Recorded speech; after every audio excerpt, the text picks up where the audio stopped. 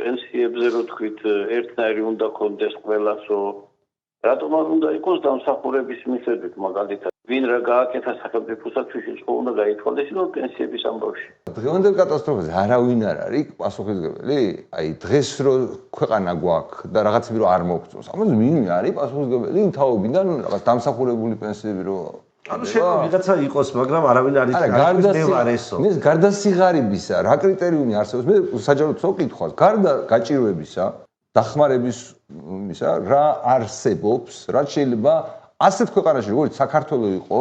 პოსტსაბჭოთა კომუნისტური ქვეყანა რა არის დამსახურება ის თქო მადამარტივი რაღაცის თქმა მინდა რა ვიღაცა ამბობს რომ მე მუშაობდი სტაჟი მაქვს ამდენი წლის განმავლობაში და მე ვიზახი რომ ვიღაც არის დიასახლისი იყო ამავე პერიოდში რა და შენ მითხარი რომ ამ დიასახლისზე რატო ხარ მეტი დამსახურებული რა ბავშვები რო გაზარდა შვილები რო აღზარდა ადამიანები ნორმალურ ადამიანებად რო აღზარდა არ უმუშავია სისტემაში არც ერთი დღე იმაზე უკეთესი რითია ვინმე დიასახლისზე დამსახურებას მე ვიბძვი რა დიდი ხანია მორალურად გარჩეული რო გქონდეს ზუსტად მაგაზე ნალაპარაკები რო გქონდეს აღმოჩნდებოდა რომ არაფერს შეში არ არის და მოდი მივხედოთ ერთმანეთს მოსამართლეებს რო აქვს მაღალი პენსიები რითი არიან დამსახურებულები მითხარი მაგაზე მეტი დოროტე მოვისაჩანდები მოსამართლეები არაფერს შეში არა იმის რა ქვია პარლამენტის წევრებს რო აქვს მაღალი პენსიები რა ის დამსახურებულები ეს ხალხია კაც ანუ ვისაც მაღალი პენსიები აქვს გენერლებს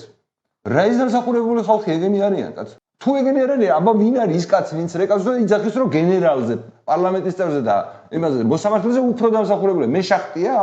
ანუ მეშახტეობაა დამსახურება რა არის დამსახურება ხალხო საკუთარ თავს ცხოვრებას ხედავ მუშაობ და ეგ არის შენი ცხოვრება რა არავინ შენ წინაშე ვალში არ არის სანამ ამას არ გავაგებინებთ ადამიანებს რომ მათ წინაშე ვალში არავინ არ არის სულ ეს ზარები გვექნება